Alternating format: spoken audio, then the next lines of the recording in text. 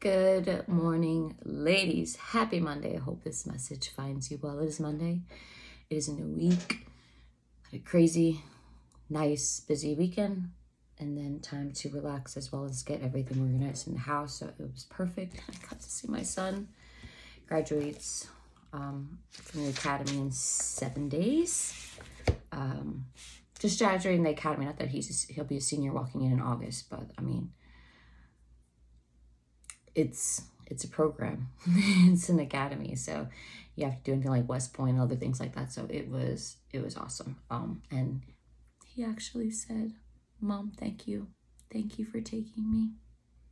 Thank you for putting me here. I don't love it, but thank you for putting me here." So that was awesome. Now we're going to I have to head into the office, but we're going to do 1 Samuel chapter 7 and 8 today. And verse 1 goes like this. Then the men of Jerusalem came and took the ark of the Lord and brought it to the house of Abinadab on the hill and consecrated Eleazar his son to keep the ark of the Lord. So it was that the ark remained in Jerusalem a long time. It was there 20 years, and all the house of Israel lamented after the Lord. Verse 3, then Samuel spoke to all the house of Israel, saying, if you return to the Lord with all your hearts, then put away the foreign gods and the Ashtoreths from among you, and prepare your hearts for the Lord and serve him only, and he will deliver you from the hand of the Philistines. So the children of Israel put away the Baals and the Ashtoreths and served the Lord only. And Samuel said, gather all Israel to Mizpah, and I will pray to the Lord for you. So they gathered together at Mizpah, drew water, and poured it out before the Lord. And they fasted that day and said there, we have sinned against the Lord. And Samuel judged the children of Israel at Mizpah. Verse 7, now when the Philistines heard that the children of Israel had gathered together at Mizpah, the lords of the Philistines went up against Israel. And when the children of Israel heard it, they were afraid of the Philistines. So the children of Israel said to Samuel, do not cease to cry out to the Lord our God for us, that he may save us from the hand of the Philistines.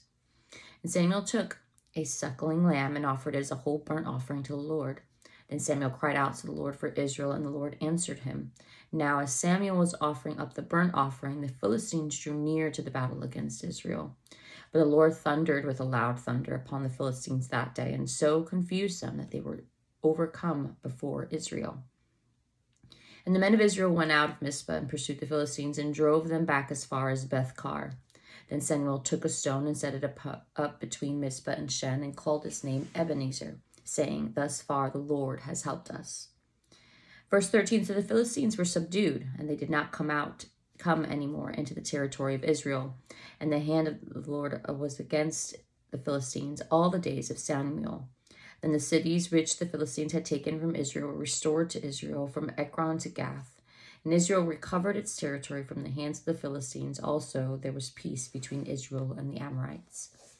Verse 15, and Samuel judged Israel all the days of his life. He went from year to year on a circuit to Bethel, Gilgal, and Mizpah, and judged Israel in all those places. But he always returned to Ramah, for his home was there. There he judged Israel, and there he built an altar to the Lord. We're in chapter 8, verse 1. Now it came to pass when Samuel was old that he made his sons judge over Israel. The name of his firstborn was Joel, and the name of his second, Abijah. They were judges in Beersheba. But his sons did not walk his ways. They turned aside after dishonest gain, took bribes, and perverted justice.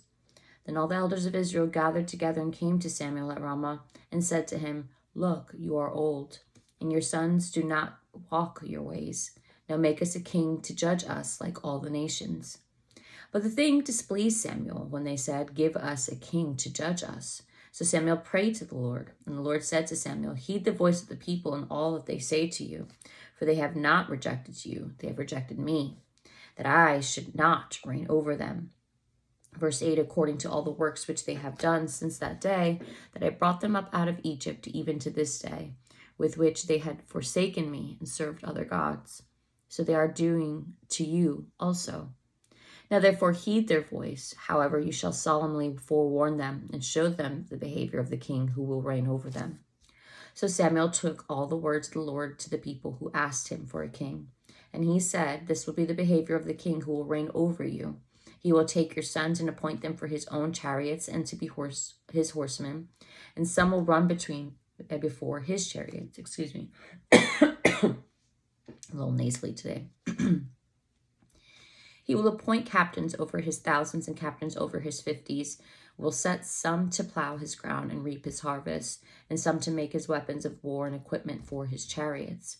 He will take your daughters to be perfumers, cooks, and bakers, and he will take the best of your fields, your vineyards, and your olive groves, and give them to his servants. Verse 15, he will take a tenth of your grain and your vintage, and give it to his officers and servants. And he will take your male servants, your female servants, your finest young men, and your donkeys, and put them to work. He will take a tenth of your sheep, and you will be his servants. And you will cry out in the day because of your king whom you have chosen for yourselves, and the Lord will not hear you in that day. Nevertheless, the people refused to obey the voice of Samuel, and they said, "No, but we will have a king over us, that we also may be like all the nations, that our king may judge us and go out before us and fight our battles." Verse 21, and Samuel heard all the words of the people, and he repeated them in the hearing of the Lord.